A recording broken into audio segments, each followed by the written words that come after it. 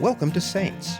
In this podcast, we'll be discovering and discussing fascinating insights to topics and events found in Saints, the story of the Church of Jesus Christ in the latter days. This new 4-volume narrative is a history of the Restoration. You can also read it and all the material we'll be discussing today on LDS.org or on your Gospel Library app. And now, Saints. Thank you for joining us for the Saints podcast on the Mormon Channel. Our show is all about the new narrative history of the church called Saints, the story of the Church of Jesus Christ in the latter days. I'm Ben Godfrey, and today I'm joined by Matthew C. Godfrey, a managing historian and general editor of the Joseph Smith Papers. Welcome, Matt. Thanks, Ben. Good to be here. Appreciate you having me on. Also joining us today, we have Sarah Eyring, who works here at the Mormon Channel. She's recently had the opportunity to read Saints Volume 1, and she'll be sharing her thoughts and questions. Welcome, Sarah. I'm really happy to be here, too. We should mention at the outset here that Matt and I do share a last name. We do. And we have discovered a common ancestor several generations back, but before working here together, we didn't actually know each other, but... That's right. We do share the last name and the same Cache Valley heritage, though. Absolutely. So. I'm glad to have you here with us, Matt. In previous episodes, we focused on a single chapter. Today, we're actually going to talk about 3 different chapters. Chapter 16, which is called Only a Prelude. Chapter 17, Though the Mob May Kill Us. And Chapter 18, The Camp of Israel. In our previous episodes, we have the Saints gathering in Missouri. And the Missourians are not super happy about what's going on. Can you tell us a little bit about the aspect of slavery? There's a lot of the Saints coming down from the northern states. They're not slave states. They probably have feelings about the whole slave question. How is this interpreted, or what are the neighbors thinking about the Saints and their feelings about slavery in the South? Yeah, it's a great question because it gets into kind of the background behind the members who are moving to Missouri at this time. And it certainly is one of the factors that leads to the discord that we have between those non-Mormons living in Jackson County and the Saints who are moving there. It's not the only point of conflict that they have. They're very disturbed by how many Mormons are coming to the area. Right. They're worried that their own political power will be dwarfed because they'll just be outnumbered by the Latter-day Saints.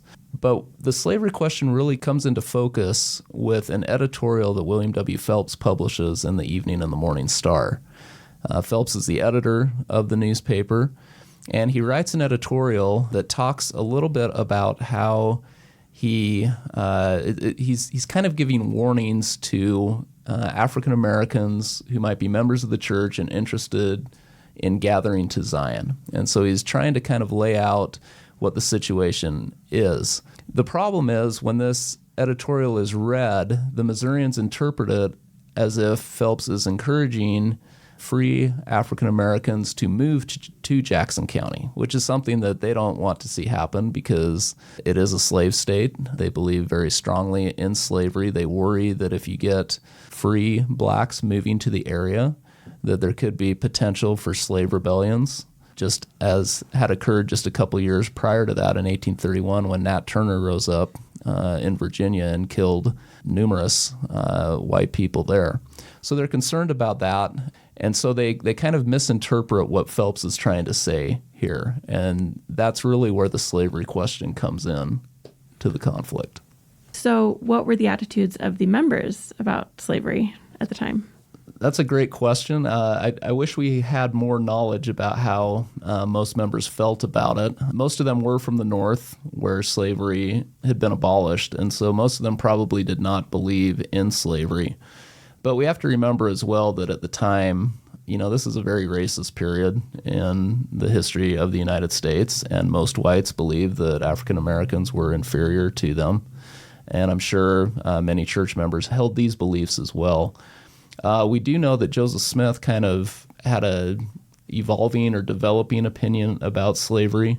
I think Joseph was very pragmatic, and when the Saints were trying to live in Missouri, a slave state, he tried not to speak against slavery. He tried not to champion abolition. But later on, after they're kicked out of Missouri, when they're living in Illinois, he becomes much more attuned to the idea of abolition. And when he runs for president of the United States in 1844, he actually talks about how slavery should be abolished. So his views develop over time. That's interesting.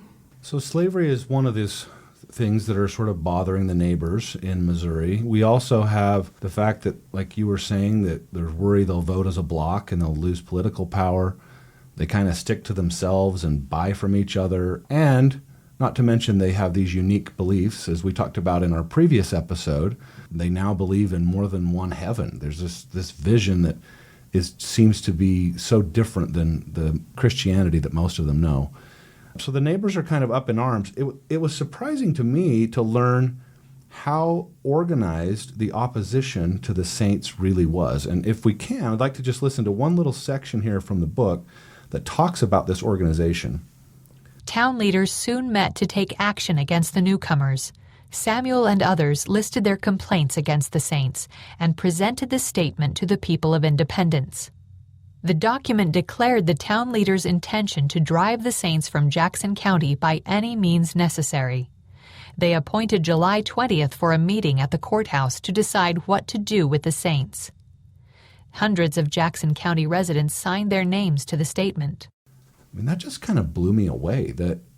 Hundreds of people are signing a document at the courthouse. I had always had this kind of picture that it was a bunch of rowdy drunk guys at the bar who lit the torches and went out and burned some barns down. Right. That's not what it was like. No, I mean, we often refer to these groups as mobs. And I think when you use that terminology, mob, then it does conjure up this image of kind of a drunken group of, men running around, doing whatever damage they might do. We actually have tried to refer to them more as vigilantes because it is a more organized thing than a mob would portray. I mean, really, they're drawing on kind of a long tradition of vigilantism in the United States at the time, that especially if there is a group that is impeding on the majority at this time felt like they could take, at times, violent action against these groups for what they considered to be for the betterment of society. So they decide to destroy the press. Is that right? That's their object. And what was the press being used for at the time? So there were a couple purposes for the press. As I mentioned, William W. Phelps was publishing the Evening and the Morning Star, the church's monthly newspaper there. He was also preparing the Book of Commandments, which was a book of kind of a compilation of Joseph Smith's revelations. He'd been working on that since 1832. He was in the last stages of printing that, but it was not quite yet finished. Let's listen to another little clip here from the book about Sally Phelps, William Phelps's wife, and her experience with the mob, with these vigilantes coming to the press. Once the door broke open, armed men rushed into the house and dragged Sally and the children into the street. They threw the family's furniture and belongings out the front door and smashed windows. Some of the attackers climbed up to the second floor of the printing office and dumped type and ink onto the floor as other men began to tear the building down. Standing with her children huddled around her, Sally watched as men broke the second-floor window of the printing office and tossed out paper and type. They then heaved the printing press out the window and sent it crashing to the ground. This is crazy time. This is pretty violent stuff. Just imagining Sally standing there with her kids and they're throwing their furniture and smashing the windows. This was a pretty traumatic experience. Yeah, and I think we often forget when we tell the story of the printing press being destroyed that the printing office wasn't just the place where William W. Phelps had his print shop. It was also the Phelps' residence. They lived there. So this is akin to someone, which the mob also did, going into someone's home, ripping them from their residence.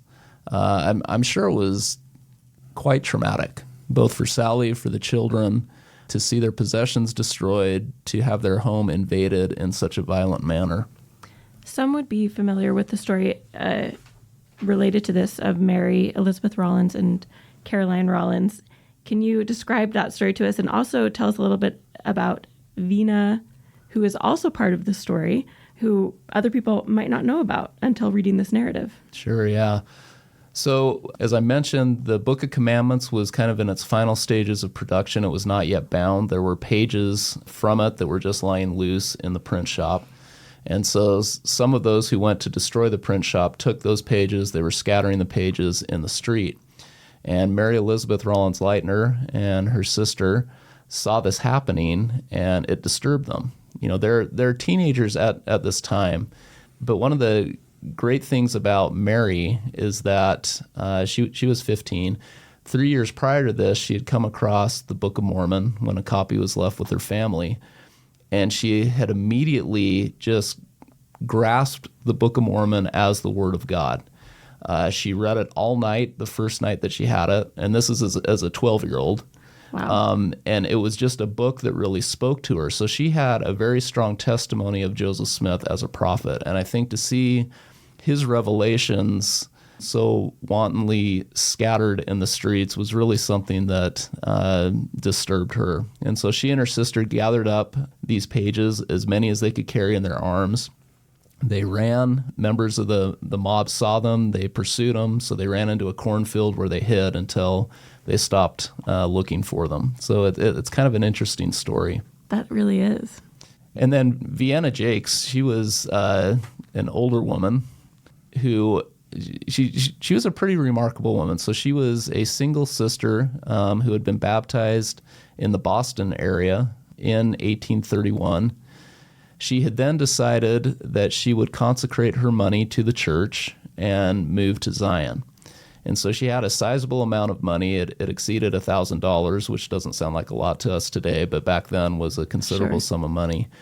And she gave it to Joseph Smith in Kirtland. She then went on to Missouri to gather with the saints, and she was a witness to this violence as well. And again, it was something that was very disturbing to her. She heard a mob, one of the mobbers tell her basically, this is just a prelude of what's going to happen to you. In fact, let's just listen to a little clip. This is one of my favorite parts of the chapter because I just love Vienna Jakes, and I love her faithfulness and her courage. She was not a fearful woman. So let's just listen to a bit here. Nearby, a convert named Vienna Jacques was collecting scattered pages from the Book of Commandments off the street. Vienna had consecrated her considerable savings to help build up Zion, and now everything was falling apart. As she clutched the loose pages, a man from the mob came up to her and said, "This is only a prelude to what you have to suffer." He pointed to Edward's haggard figure. "There goes your bishop, tarred and feathered." Vienna looked up and saw Edward limping away. Only his face and the palms of his hands were not covered in tar. "Glory to God," she exclaimed. "He will receive a crown of glory for tar and feathers." I think this is a very telling picture, a little window into who Vienna Jakes was. What a statement. Yeah, and I think it's, important to note as well that Vienna stayed faithful to the church her entire life. She came out to the Salt Lake Valley with the saints. She died at an advanced age, but she was true to the gospel her whole life, and I think this story kind of highlights the depth of her testimony. And I just point out to our listeners, she's one of the few women who are named by name in the Doctrine and Covenants. You'll have to look for that. There's a little Easter egg for you to go find in your Doctrine and Covenants. She's one of only 2 women to be named specifically. A great lady with a great a story of faith for us. Well, as we move along in these chapters, it gets pretty ugly in Jackson County. The members are forced from the county. Joseph is discouraged. He's trying to figure out, why is this happening? I mean, the Lord told him this is supposed to be Zion. Can you tell us a little bit about a letter that he wrote that maybe explains what he was feeling at this time? Sure, yeah. I think we need to realize just how traumatic this expulsion from Jackson County was, just as kind of background to this, because, like you said, God had commanded the saints to build the city of Zion there. The saints truly believed that they would build that city, they'd build a temple, Jesus Christ would return, and the millennium would commence. And so when they're expelled from Jackson County, I think it's very troubling for many of the saints because they're wondering, why didn't God protect us? And Joseph himself is wondering about this. Right. And so when he hears news about this, he gets letters from Edward Partridge from Missouri asking Joseph, what are we supposed to do? What do you want us to do? And Joseph's wondering the same thing. And I think it's very interesting because he writes a letter back to Edward Partridge on December 10th, 1833, where he tells Edward that he's wondering, first of all, why God allowed this to happen. And second of all, what needs to happen for Zion to be redeemed, for the saints to regain their land in Jackson County. And he says very specifically in this letter that he's asked the Lord those two questions, and the Lord will not answer me. And think about that. This is Joseph Smith, someone who has had the grand vision of the afterlife, section 76 in the Doctrine and Covenants, the first vision, translated the Book of Mormon, and he's saying, God's not letting me know. I think it's a great testimony to us that God operates with his prophets the same way that he does with you and me, that sometimes we have to struggle to find the answers. But the great thing about this is that 6 days after Joseph writes this letter, on the evening of December 16th, 1833, Joseph receives a revelation, which is now section 101 in the Doctrine and Covenants, that tells him the answer to those two questions. You read that section, you'll see that the Lord explains why he allowed the saints to be kicked out of Jackson County and what the saints would need to do to redeem their land there. And so Joseph just had to wait. The Lord had told him, be still and know that I am God. And Joseph had to wait until it was the Lord's time to reveal those answers. It is a testimony builder to me, that letter, because if Joseph were what his critics would say, that he is making it up, then he'd just make it up. Right. There's no need to say, I don't have an answer. Right. But he's willing to say, I'm not getting an answer. Yep. And to me, that's just another testimony, another piece of the puzzle for me to understand who Joseph was as a prophet. And it gives me hope, too, because like many of us, I'm sure many of our listeners, there are lots of days when I didn't get the answer that I wanted.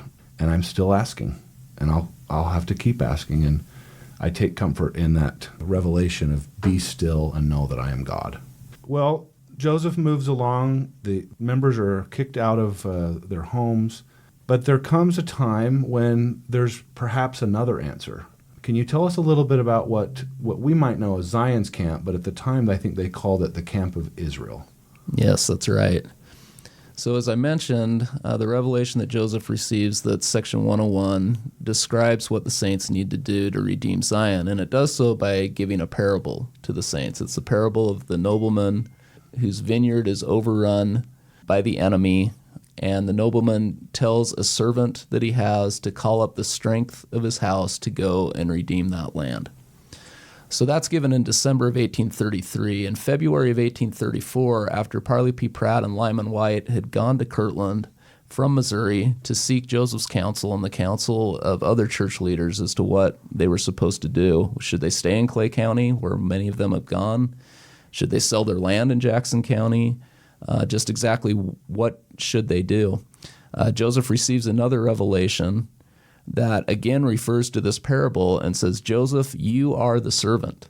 You need to call up the strength of the Lord's house, and you need to gather together a group of hopefully 500 men, but certainly no fewer than 100 men, to go to Missouri, travel there, and help the saints regain their land. And so Joseph and a few other church leaders travel through the eastern United States in March and April of 1834, gathering recruits for what will be known as the Camp of Israel, or Zion's camp today. And the camp really had a very specific objective in mind. So the saints had been told by some government officials in Missouri that Governor Daniel Dunklin of Missouri was willing to call up the state militia to escort the saints back to their land in Jackson County. The problem was he couldn't keep the militia called up after that time. He couldn't just keep them on guard to help the saints out. But if the saints could come up with their own force, then once they were on their lands in Jackson County, that force of saints could protect them from being expelled again.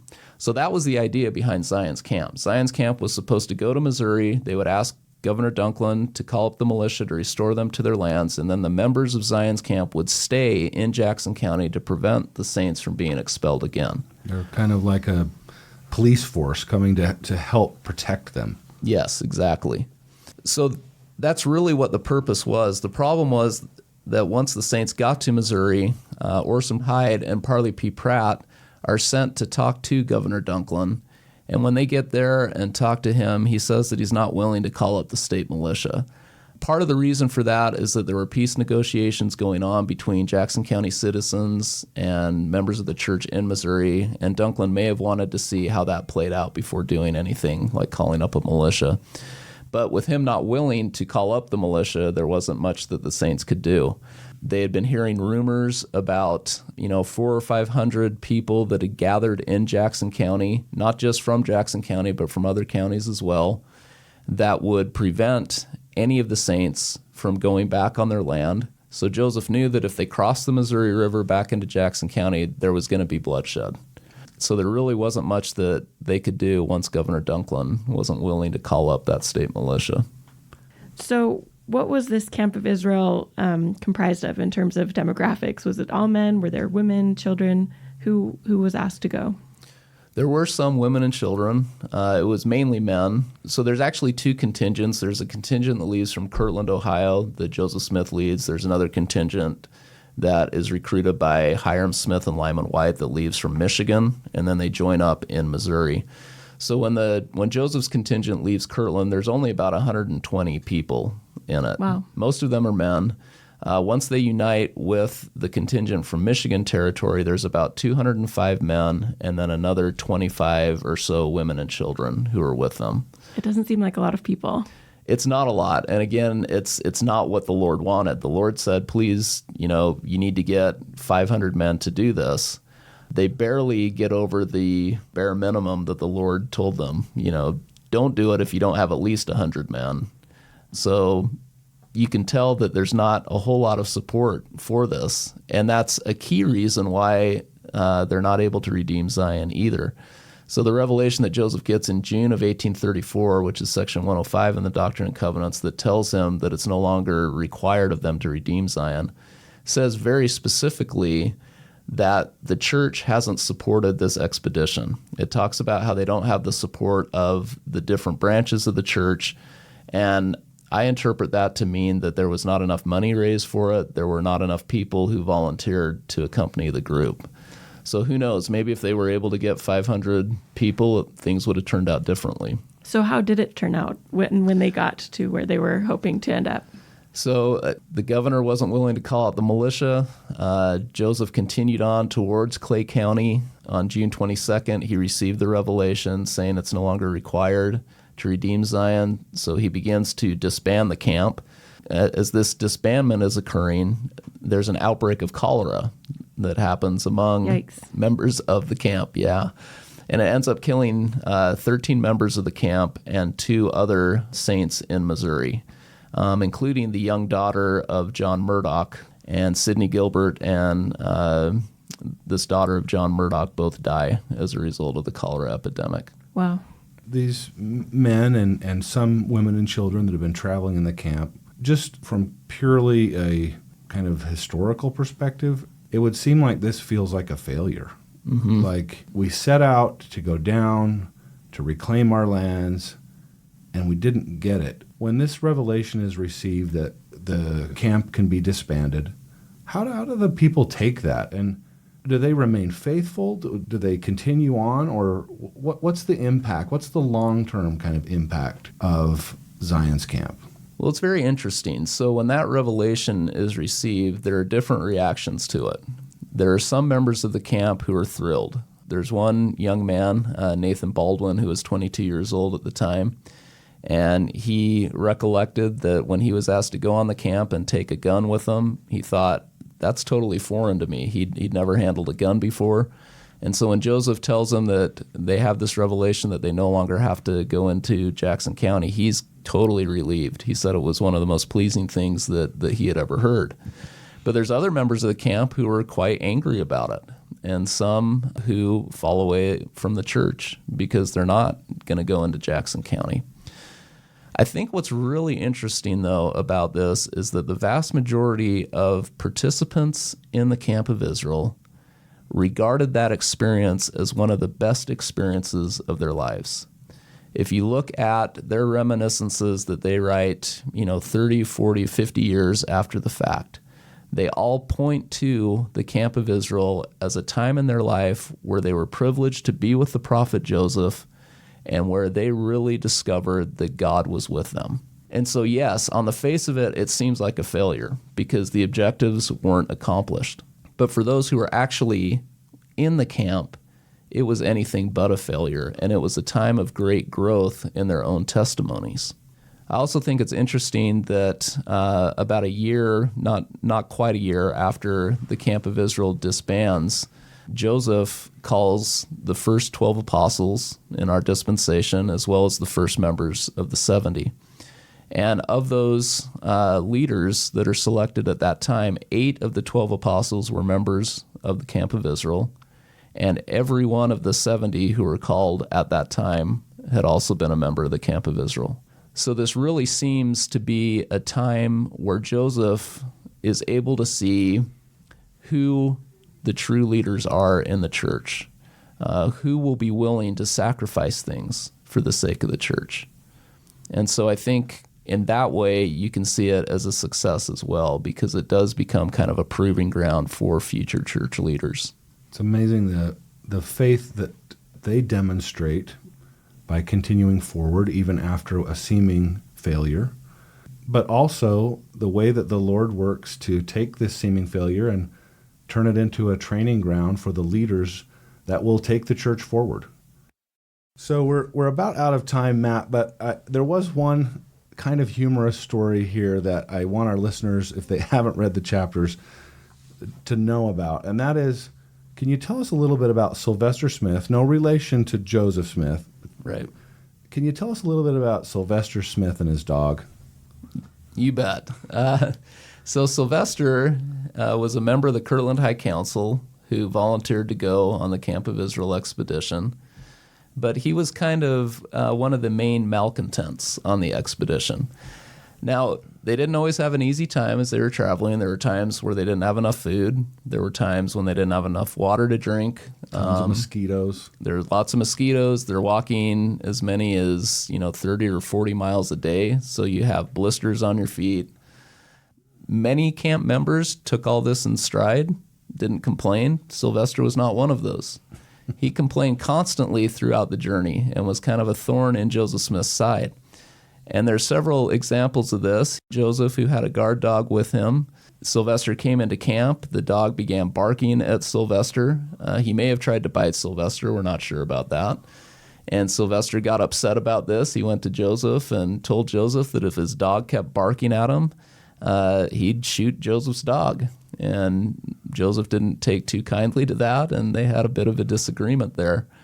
There's another time in the journey, too, where there's another disagreement between Joseph and Sylvester, and perhaps being a little fed up with Sylvester at this point, Joseph threw the camp bugle at Sylvester. Oh, no. Later, Brigham Young would say, no, he didn't really throw the bugle. He was mad, so he threw it on the ground, and then it bounced and hit Sylvester. But I think he really threw it at Sylvester, because Sylvester had it coming. But again, this is just kind of one of those incidents where, certainly not everyone is going to be happy with the journey, and Joseph has to deal with these things. And so it's kind of something that helps him in his leadership, develop his own leadership style and leadership skills on the journey. Thank you for sharing that. Again, I love the fact that in Saints, we learn about the very faithful, the testimony building, but we also see these are real people. And, if somebody threatens to kill my dog, I'd probably throw a bugle at him too. That's right. Thank you, Matt, for sharing that story. I love the fact that Saints allows us to see real people and the emotions that they have. And Joseph was a real person. So were the other people that were on Zion's camp and throughout the story. Thank you for joining us today, Matthew Godfrey, as well as Sarah Eyring. And thanks for all of you out there listening and tuning in. To learn more about Saints, you can always go to saints.lds.org, where you can check out the latest topics, updates, videos, and more. You can also read or listen to Saints in the church history section of the Gospel Library app. Finally, to download this episode and to subscribe, visit mormonchannel.org. I'm Ben Godfrey. Thank you for Thanks for listening. joining us today for Saints. And don't forget to read more of this historical narrative on LDS.org or on your Gospel Library app. Join us again for our next episode, where we'll once again discover fascinating insights of church history found in Saints, the story of the Church of Jesus Christ in the latter days.